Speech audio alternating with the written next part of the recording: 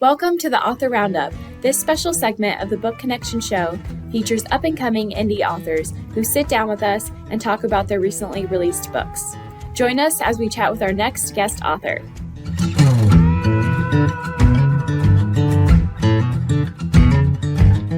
Hi everyone, my name is Emma and I will be your host today for Author Roundup.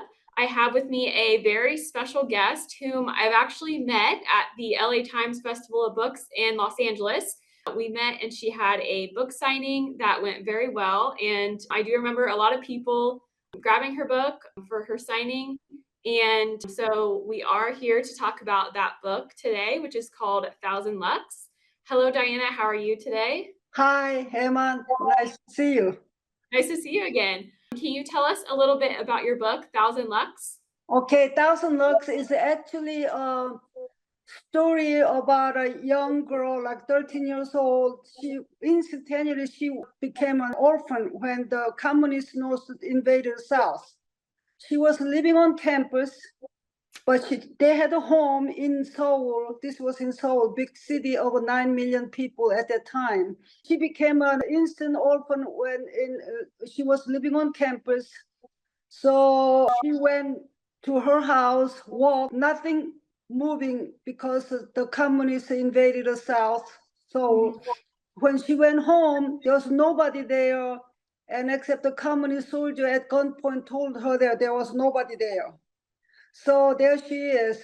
But actually, the important part of my book is this: how adults interacting with the youngsters makes a lot of difference for the youngster, for rest of the youngster's life. Now, my mother was a very positive mother for me. No matter what I did, always was great. I wanted to emphasize how important it was for a mother, for the grown-up. Doesn't have to be mother, teacher, somebody to interact with a young child in a very positive way that helped me to survive the war.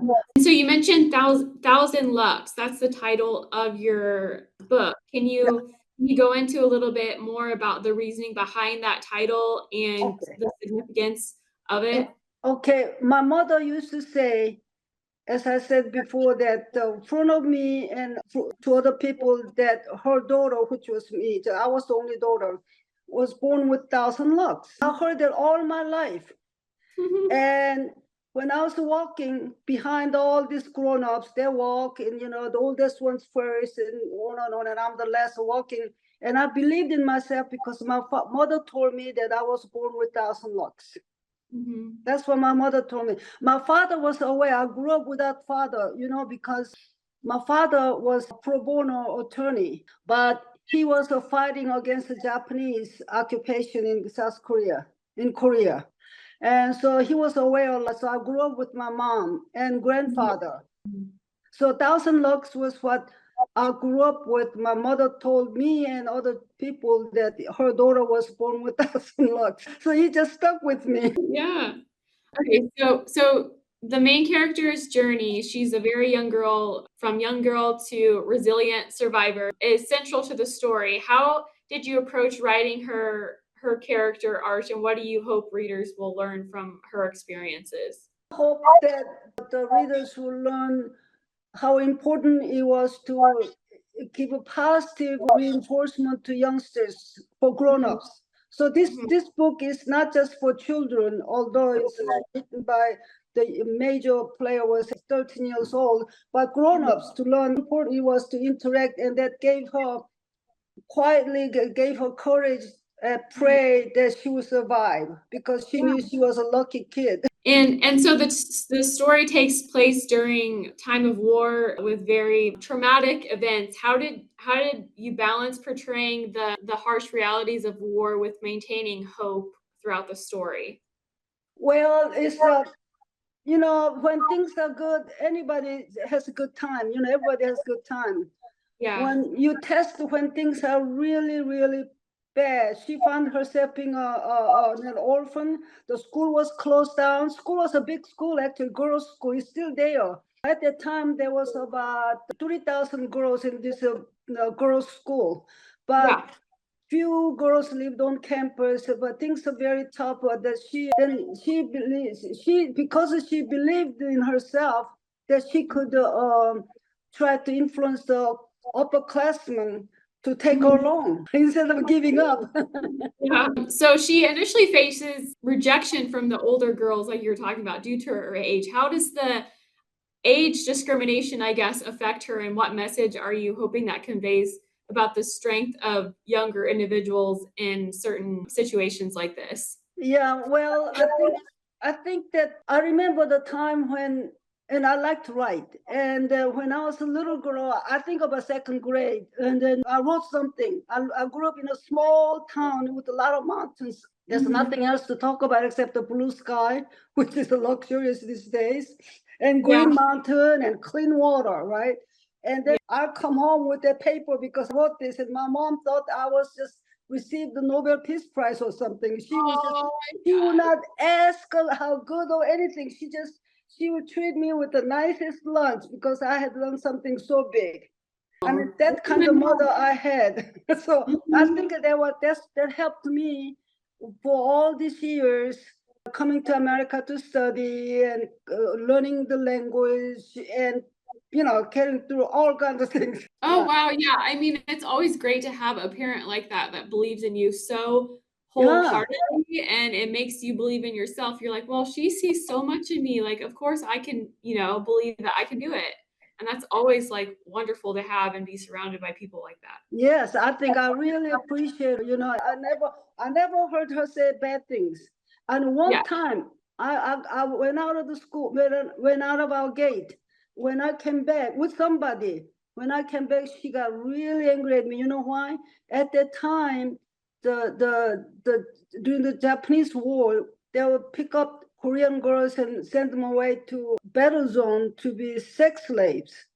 Mhm. So I guess my mother didn't want me to ever to get out of the gate. Yeah, that would make anyone angry for sure. The question I have next ties into the last question, but the story focuses on a group of young girls navigating a war-torn environment. What was your approach to writing these female characters, and how do their experiences shape the overall message of survival and, I guess, women empowerment? Yeah, that's a very good question because my first book is The Winds of Change, Korean Women. Oh yeah, Korean Woman in it. It's that Amazon is selling it. I was surprised that through Amazon I learned that a group was using it for book discussion. It's a non-fiction.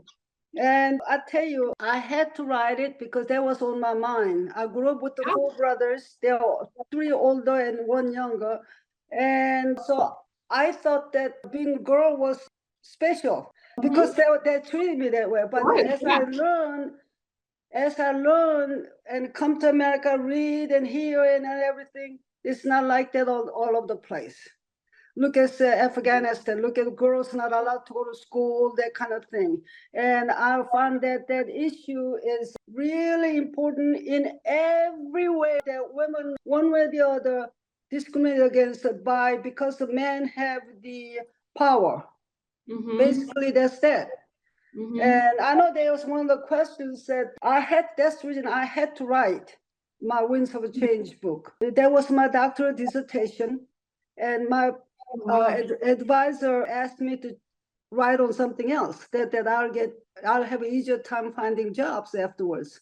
I said, No. I had to write this book, and I was very happy when it made the National Press Club Award in 1992. That's an importance of subject, and then quality of writing. That made me feel really good. Oh, yeah, of course, Yeah, that's it amazing, was. congratulations. I think about why is that women. I think I, women are always. Men had to decide what women had to do. What's the best? Or for what's acceptable? What's the norm? That just made me think I had to write about it. I couldn't do anything else first. Right, yeah, you had to get it out, which I'm glad you did. Yeah. So the character in the story, she becomes an orphan early in the story when she loses her family. How does that sense of loss shape her character And how does she find strength in the memories of her mother's words? Yeah, so the soldiers, the communists are moving from north to south, and the southerners are all running away. Just the Yeah. streets were lined up with the refugees. Well, we met up with four good adults because Mhm. we were just young students, girls who were walking up by ourselves. Mhm. Well, we don't know which side we were on. And after we met with these grown-ups, 2 days later, we had a chance to got around to introducing ourselves. This is very important a little later. Mhm. And finally, after walking through a burning city, big city was burning, but we had to walk through it. And Okay. everything, we finally came to South Korea side. Okay. Mhm. But the problem was this, South Korea side was very sensitive about communists. You know, there are Yeah. spies and everything. Yeah. When they checked the bags, they found that one of our girls had a red scrap, piece cloth. Okay. Red, you know, communists are known for red, the Right. reds. So they thought that the South Korean side thought that we were spies. And they said, take them all in the truck and take them up to the mountains, and kill them all off. My God, we walked all this time, and that's how we get. And one of the men who was the leader, Mr. Kim, going to a lot.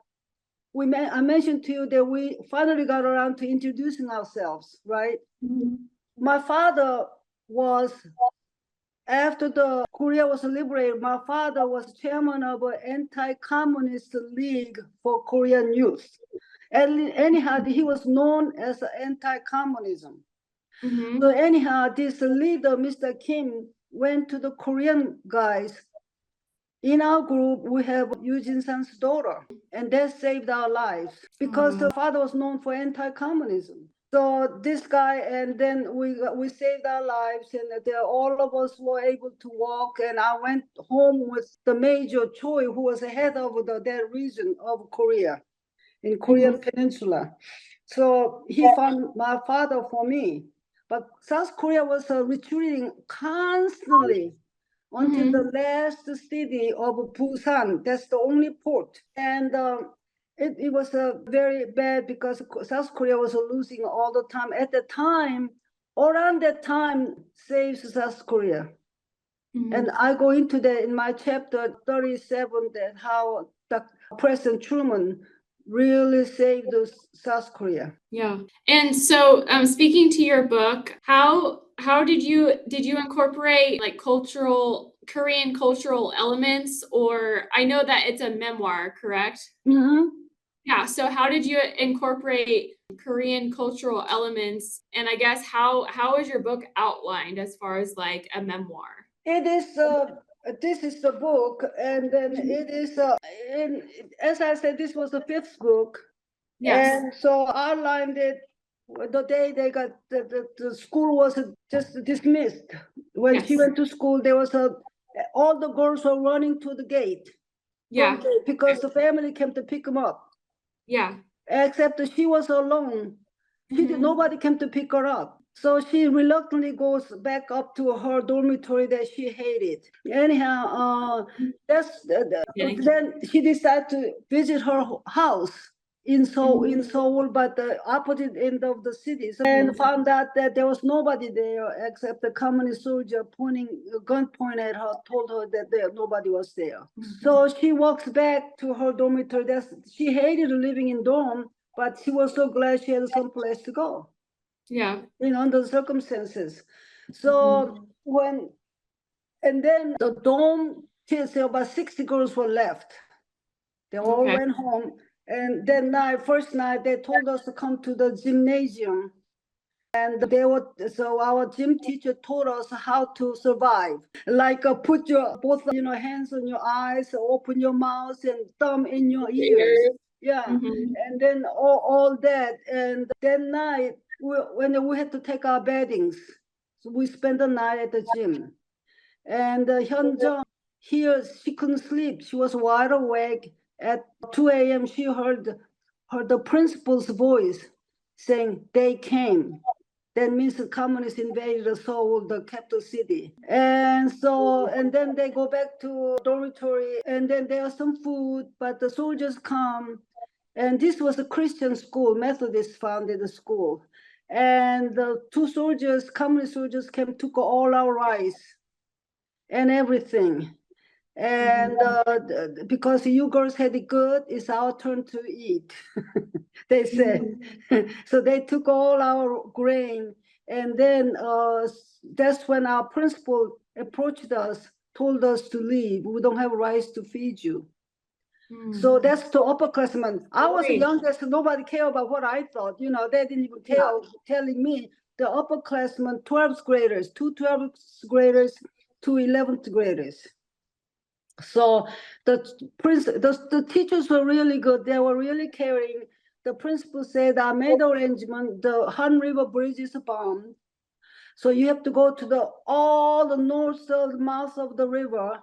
And I made arrangement with an old grandfather. Take this envelope, give it to him. And I told him that you will be coming and he will cross you to south. We had to cross the south, and then we started walking from then on. See why they didn't want to take me along? Because I would, hold them back, they thought. We walked every day. I mean, every step, there was nothing helping, no wagon or nothing. Gosh, I can't imagine that. And all those times, Hyun Jung always thinks that she's going to come out okay because of what her mother used to tell her. Yeah. Because she was born with 1,000 lux. So what inspired you to actually write 1,000 Lux? Well, that's a good question. I had to write it.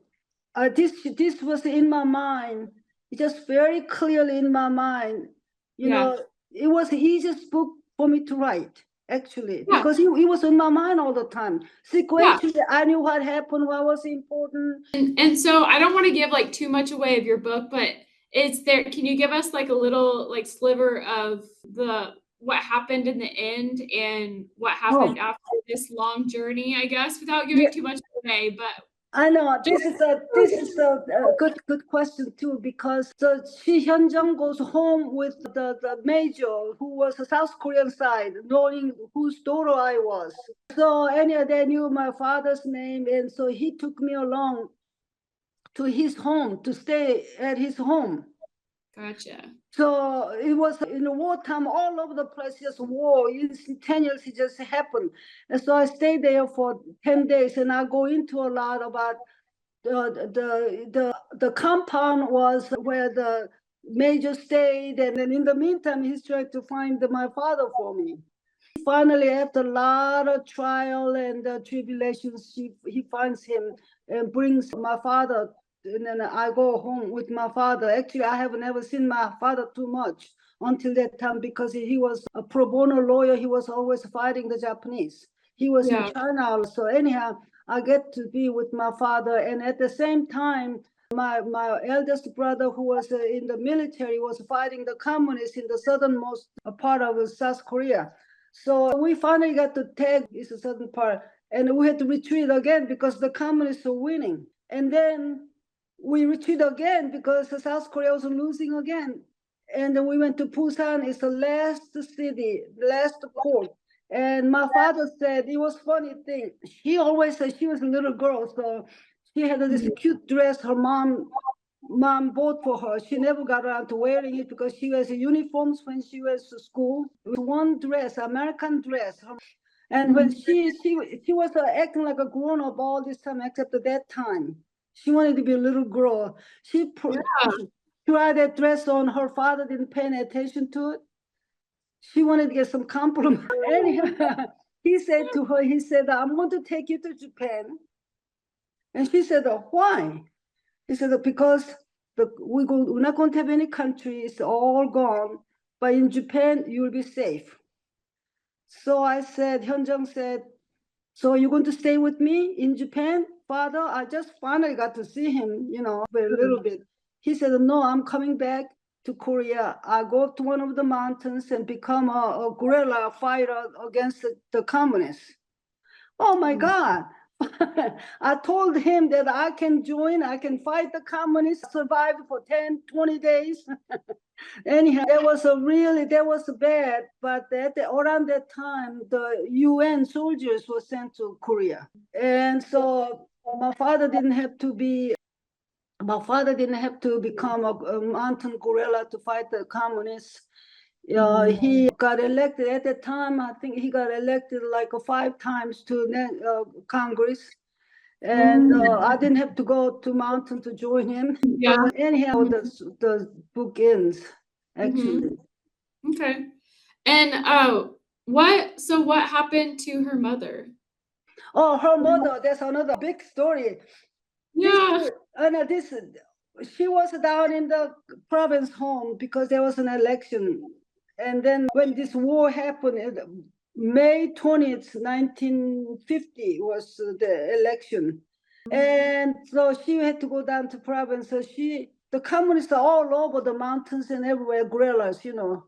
And my grandfather at the time was 73 years old. He didn't want to run. So my mother and my younger brother walked. They wore these little rubber shoes. They walked for a long time, like about 200 miles. And she took a little bag, and she thought she would go to the relatives up there, that city is Jew. When she went there, they didn't want her because they knew that she was dangerous, and threw her bag back to her. So she was roaming around with my little brother, roaming around the city. Finally, she went into a Buddhist temple. And the Buddhist temple, Buddhist, the monk can be a woman. And the Buddhist took her in as a kitchen maid. Okay. My brother, Jung was captain at the southernmost, was fighting the communist guerrillas. He had caught shrapnel all over. And he lived to several more years. And then in the book, I go into my father and I visiting my brother. When did you start writing this book? Well, as I said, that this book was the easiest book for me to write because it was all in me. Yeah. Exactly whatever. It was so vivid. It was always inside of me. Actually, this book should have been my first book, but no, this was my 5th book. My first one was about women, and then I wrote a little book called for Koreans, how to succeed in America if you are Korean immigrants. I have the nerve. I wrote that in Korean. And then this is the Winds of Change, Korean Women. This is about 420 pages of nonfiction, part of my doctoral thesis. And then I wrote that in Korean too, because I wanted Koreans to read it. I'm very opinionated, and 1,000 lux. So I'm glad I wrote all those books I wrote. I'm working on 2 books now, and then one I'm trying to get my poetry published. Okay. And yeah, so you've written a lot of books, so you have a lot of experience writing. What is your writing process like? Oh, I always like to write. As I told you before, my mom, even if I write something, she didn't even care what I wrote. She thought I did the best thing in the world, most important thing. So writing is just part of me. Writing was a lot of fun, and I write every day. I think that selecting topic that really important to you. Yeah. And then work on it, however small amount, however large amount, every day. That's what I say to myself, and I think that helps. That's good advice. Yeah. So this book is a memoir, but is there a particular part about this book that is most memorable for you, or? Oh, even now, I remember watching men dying when I walked through this big city burning. The men squatting in the sizzling, dying from the heat from the fire. The city was burning, and I never forget that. And the leader guy said, "Don't look." Already I looked. I never forget that part because it was in July. We were walking. It was so dark everywhere, and except the city. And then the telephone pole, burning telephone pole was falling down on you and everything. And there's a move back, don't look. How they did, and look at this person. And then while you are waiting in this fighting war zone, there are all kinds of things going on. People tell you they want to lure you over. All kinds of some dangerous things can happen. While I was waiting for a phone call from this major to take me along, and this guy wanted to take me to buy me a drink, and you don't want to go, but just nobody there. At some point, everybody left, and more refugees coming in to get inspected, and you have to be very, very careful. Of course, she doesn't know much because she's just 13-year-old girl, never had much experience of anything. Yeah. So How could anyone prepare you for that? Yeah. no, you cannot be prepared for that, but I think it has to do with the one believing in oneself. So, do you have any children? Yeah, I have 3 daughters. My husband and I been married the next year, and we've been together for 50 years. Oh my gosh, 50. Yeah. God. And I think I have the greatest husband. He's also a writer, and he's an attorney, but he's a writer. He likes to paint, but he stepped back, so I'll do more of these things. So we both love books. We still read books. He buys books, and then sometimes we give books to our library because we got too many books. Yeah. And I'm very lucky that I have a husband who understands. He sees it's very important for us to read and write. Awesome. And so what does your husband and your children think about your book that you wrote? And I mean your many books that you've written. What are their thoughts on Thousand Lux?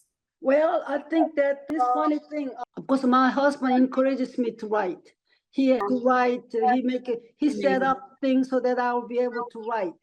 Writing book is not cheap, And one daughter who is an engineer, I was so excited that she bought a lot of this book from Amazon and gave to her friends and friends' mother and all that.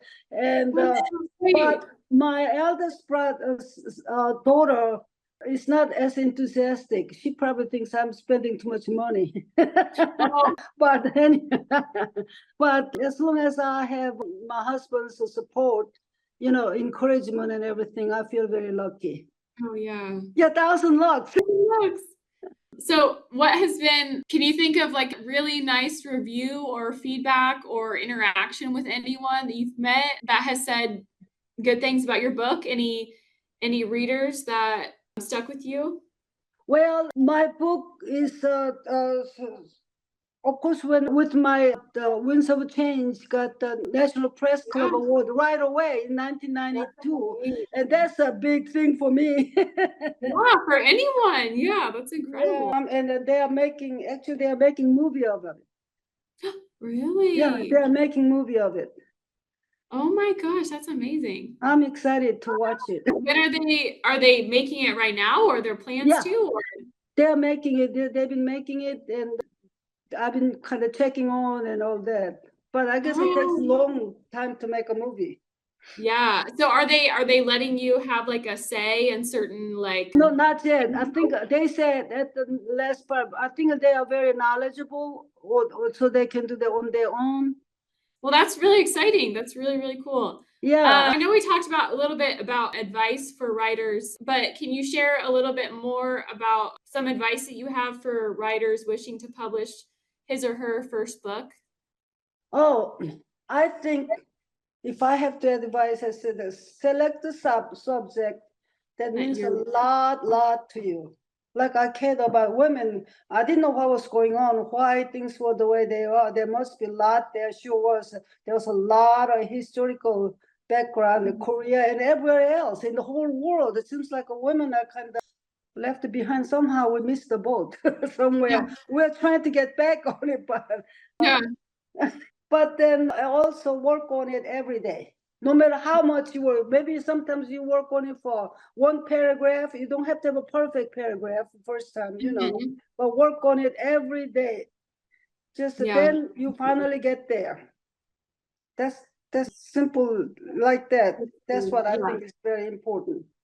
And I just want to note that your advisor that told you not to do Winds of Change, if you listen to him or her, then your book may have not been published. It may have not been, Yeah, have awards. It may have not, been in talks of a movie. So that just shows that go with your gut and exactly. You yeah. got it.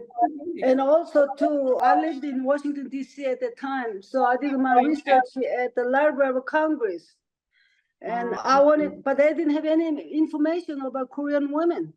They Yeah. didn't have any. So what I did was I went to Korea myself, did a survey and all that, created information.